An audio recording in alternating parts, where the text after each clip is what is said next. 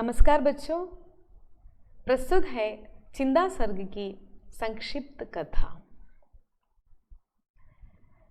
कवि जयशंकर प्रसाद उनकी जो अनमोल कृति है कामायनी, तो इसकी शुरुआत में वे इस तरह बताते हैं। विनाशकारी जल प्रलय में मनु जीवित बच जाते हैं और उनकी नौका जो है महामत्स्य के चपेट के फलस्वरूप हिमालय पर्वत की ऊंची चोटी से जा टकराती है। इसी ऊंची चोटी पर एक शिला की शीतल छाया में एक पुरुष यानी कि आदि मानव यानी कि मानव जाति के आदि पुरुष मनु जो है बैठे हुए हैं। वे आंसू भरी आंखों से उस प्रलयकालीन जल राशि को निहार रहे थे जो कि उनके चारों ओर फैला हुआ था। जहां मनु बैठे थे उसके नीचे की ओर जल भरा हुआ था, जबकि उनके ऊपर जो है हिम के रूप में भी जल ही जल व्याप्त था। इस प्रकार हिमालय की उत्तुंग चोटी पर यानी कि ऊंची चोटी पर बैठे उस पुरुष यानी कि मनु के चारों ओर बर्फ ही बर्फ फैली हुई थी। वह बर्फ जो है उसी प्रकार शांत एवं स्तब्ध दिखाई दे रहा था जिस प्रकार उस मनु का हृदय है जो कि दुख के आवेग के कारण निश्चल एवं जड़ीबूद सा बन गया था। शून्य पर्वत शिला से पवन जो है बार बार आकर टकरा रहा था, कुछ ध्वनि उत्पन्न कर रहा था, परंतु मनु का हृदय जो है उन चट्टानों की भांति शांत ही शांत दिखाई दे रहा था। हिमालय की ऊंची चोटी पर बैठा वह युवा पुरुष यानी कि मनु देवों की जो श्मशान भूमि है यानी कि वो वहाँ जो है प्रलय ही हुआ है, उस प्रलय में पूरी देव जाति नष्ट विनष्ट हो गई थी, इसलिए ऐसा बताया जाता है। जैसे कि श्मशान भूमि बने हिमालय पर्वत पर किसी तपस्वी या साधक के समान जो है साधना करता हुआ दिखाई दे रहा था। उसे देखकर ऐसा लगता था मानो वह किसी लक्ष्य सिद्धि की कामना से ध्यान मग्न मुद्रा में जो है बैठा हुआ तपस्या कर रहा है। जहाँ वह बैठा था उसके नीचे अब भी प्रलयकालीन जल की लहरें ठकरा रही थी, लेकिन अब उन लहरों में उतना जोर तो नहीं था जितना पहले था। अब बड़ी मंद गति से ही वो टकरा रही थी। उन लहरों में विनाश की जगह नवजीवन का संदेश बसा हुआ लग रहा था, क्योंकि प्रलय जो है धीरे धीरे नष्ट होता जा रहा था। हिमालय की ऊंची चोटी पर बैठे उस युवक के समान ही लंबे कुछ देवदारू के वृक्ष जो है वहाँ खड़े हुए दिख रहे थे और जो हिम वर्षा के कारण चारों ओर से बर्फ से ढके हुए भी प्रतीत हो रहे थे, अतः सफ़ेद जान पड़ते थे। ऐसा लगता था मानो वे कड़ी सर्दी के कारण ठिठुर गए हो और इस तरह अकड़ गए हो, इसलिए पत्थरों के समान स्तब्ध खड़े हुए दिखाई दे रहे थे। मनु जो है उनका दीर्घकाय ही नहीं बल्कि उनके जो है अंग प्रत्यंग जो है अत्यधिक सुदृढ़ तथा पुष्ट मांसपेशी से बने हुए ऐसे बलवान और साथ ही साथ स्वस्थ व्यक्ति के रूप में दिखाई दे रहा था। और उन्होंने ऐसा लगता है जैसे कि उन्होंने ब्रह्मचर्य का निष्ठापूर्वक पालन किया था, जिससे उनके ललाट आदि अंगों से जो है वीर्य तेज छलक रहा था और उनके शरीर की नसें उभरी हुई थी और जिसमें से शुद्ध रक्त प्रवाहमान था। एकदम पुरुषार्थ जो है उससे छलक रहा था, ऐसा ही प्रतीत हो रहा था। लेकिन मनु के मुख पर तो चिंता और विषादों की मलिन छाया फैली हुई थी, यानी कि चिंतातुर होते हुए भी वे कर्मठ दिखाई दे रहे थे और उनका मुख ओजस्वी नजर आ रहा था। उन्होंने अपनी युवावस्था की जो उपेक्षा कर रखा था, ऐसा प्रतीत हो रहा था, ऐसा महसूस होता था कि यौवनावस्था की जो मधुर उन्मादक भावनाएं जो है उनके हृदय में हलचल पैदा कर रही थी, लेकिन उनके अंदरमन में नव युवक के समान जो है रंगीन कल्पनाएं तो उभरी रहती थी, किंतु वे उसे नजरअंदाज कर रहे थे, इसलिए ही उपेक्षामय यौवन ऐसा बताया गया है। और मनु की जीवन रक्षिणी यानी कि वो नौका जो है जिसे उन्होंने जल प्लावन के समय विशाल वटवृक्ष से बांध दिया था, वह अब तो शुष्क पृथ्वी पर पड़ी नजर आ रही थी।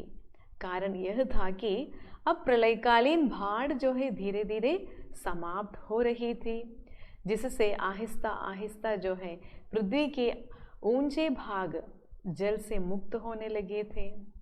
और मनु के मन की जो व्याकुलता है किसी करुण कहानी के समान यानी कि अंदरमन से उमड़ रही थी, किंतु उस पीड़ा, उस दर्द या उस व्यथा को सुनने वाला वहाँ और कोई नहीं था। वो विजन प्रदेश में बैठे हुए थे, केवल प्रगति ही ऐसी जानी मानी या पहचानी सी चिर परिचित सी प्रतीत होती थी, और ऐसा लगता था मानो उस करुण कथा को प्रकृति ही प्रसन्न होकर सुन रही हो। तो इस तरह देखिए, जल प्लावन से पूर्व निश्चिंत जीवन यापन करने वाले मनु के हृदय में देव सृष्टि का अचानक विनाश देखकर एक प्रकार से चिंता उत्पन्न होना जो है स्वाभाविक है। तो यह चिंता जो है मानव मन में उमड़ने वाला जो पहला मनोविकार है, इसकी परिकल्पना की गई है चिंता सर्ग में। अतः वे चिंता को संबोधित करते हुए ऐसा बताते हैं, अरे ओ चिंता की पहली रेखा, तेरा प्रथम आभास ही मानव जीवन को उसी प्रकार जो है भयावह और त्रासदपूर्ण बना देता है। इसलिए वे बताते हैं, ओ चिंता की पहली रेखा, अरे विश्ववनि की व्याली, ज्वालामुखी स्फोट के भीषण प्रथम कंब सी मत वाली। जैसे कि सर्पणी से युक्त जंगल में विचरण करते हुए प्राणी भयभीत हो जाते हैं ना, विश्वरूपी वन, वहाँ जो है सांब या सर्पणी की जो संभावना से आशंकित जो मानव की जो अवस्था है।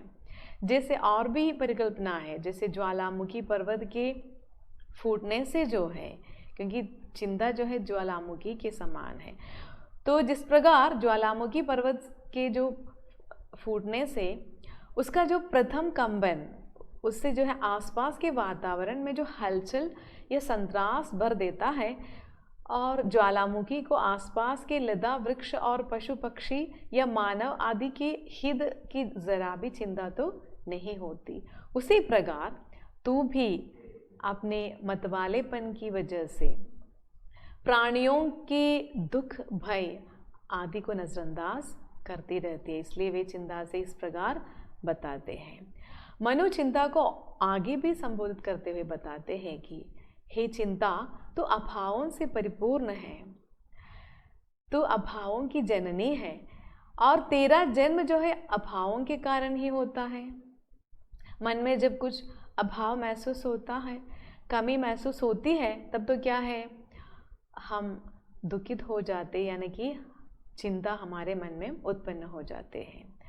तो तेरा स्वभाव बड़ा चंचल है, तुझे प्रत्येक प्राणी की सरल गिद्धि से लिखी भाग्य लिपि की वक्र दुखदाई रेखा कहना ही उचित ही होगा। इसलिए ऐसा बताया जाता है कि यानी कि री ललाट की खल रेखा, ऐसा बताया गया है। और तो एक ही पल में मनुष्य के सौभाग्य को दुर्भाग्य में परिवर्तित कर देती है, और तेरे कारण ही प्राणी अपने अभावों के दूर होने की आशा में दौड़ धूप या भाग दौड़ तो करते रहते हैं, किंतु वे असफल हो जाते हैं।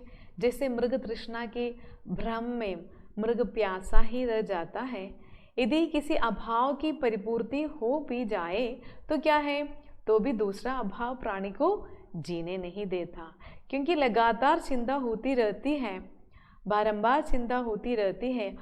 इसलिए आगे वे बताते हैं, तू इतनी अनिष्टकारक होती है, यानी कि अनिष्टकारिणी है तू मनुष्य प्राणियों को, जैसे कि उनकी जो है कोई भी तू क्या करती है, मनुष्य प्राणियों को ही विदित नहीं करती, बल्कि क्या है, ग्रह नक्षत्रों को भी अपनी कक्षाओं में चिंतित भाव से घुमाती रहती है तू।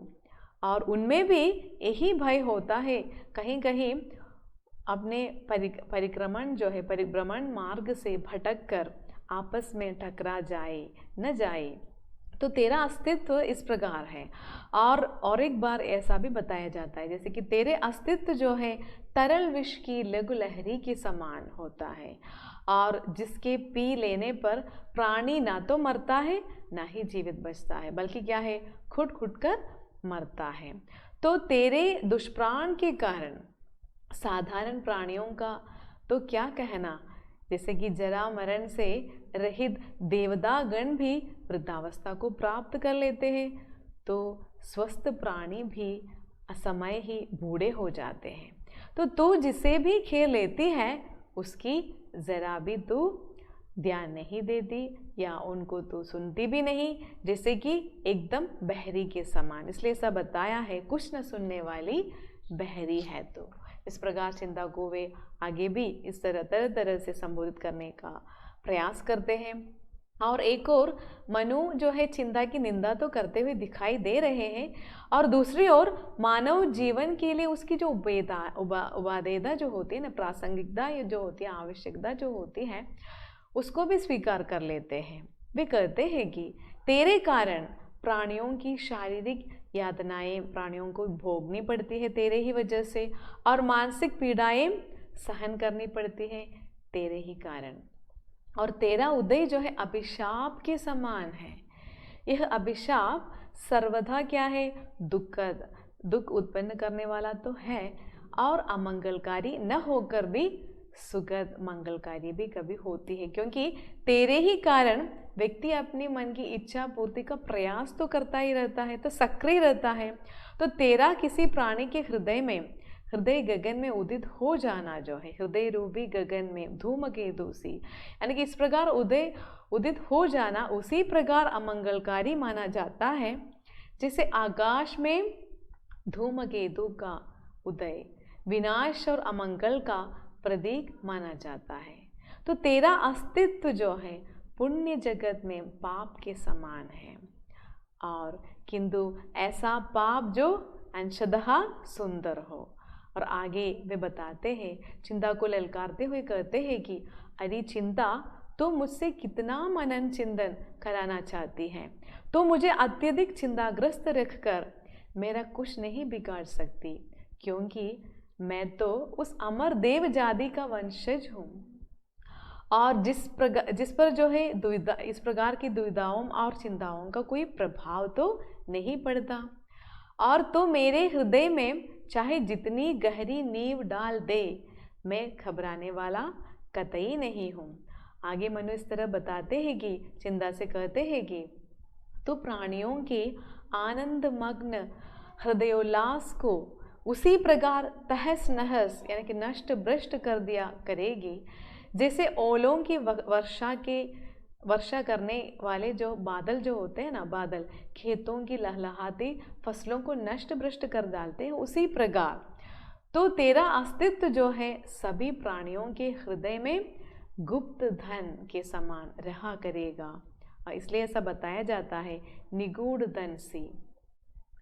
और जैसे मनुष्य के संकट काल में गुप्त धन तो काम आता ही है, और उसी प्रकार तो प्राणियों को संकट काल से उभारने में सहायक जरूर बनेगी। इस तरह भी वे बताने का प्रयास करते हैं। और मनोचिंता को संबोधित करते हुए आगे कहते हैं कि तेरे कई नाम हैं, बुद्धि, मनीषा, मति, आशा, न जाने तेरे कितने नाम हैं, और अनेक रूपों और अनेक नामों से सभी प्रकार जो है तो क्या करती है, अक्सर प्राणियों को उलझन में ही डालती रहती है। और अतः तेरा अस्तित्व जो है पापमय है, और इसलिए तुम मुझसे दूर हो जा, क्योंकि मेरी जिंदगी में तुम्हारा कोई स्थान नहीं है। अरे पाप है तू जा चली जा, ऐसा वे बताते हैं। मेरे हृदय को अपने जाल में मत फंसा, तेरा यहाँ कोई काम नहीं है। और वे चिंता से याचना भी करते हुए दिखाई देते हैं कि इस तरह जैसे बताते हैं, तो मेरे हृदय और मस्तिष्क में जो उथल पुथल मचाती रहती है उसे पूर्णतः शांत क्यों नहीं कर देती, क्योंकि वे अपनी चेतना शक्ति को नष्ट कर देना चाहते हैं, क्योंकि वे अपना शुद्ध बुद्ध खो देना चाहते हैं।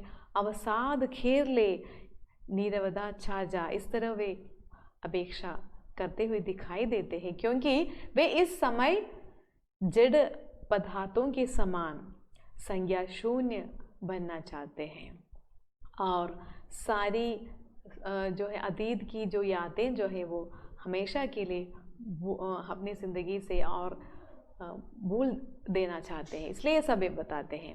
और मनु जो है अपने बीते हुए जीवन की यादें पूर्ण रूप से इस तरह भुलाना चाहते हैं, इसलिए ऐसा करते हैं।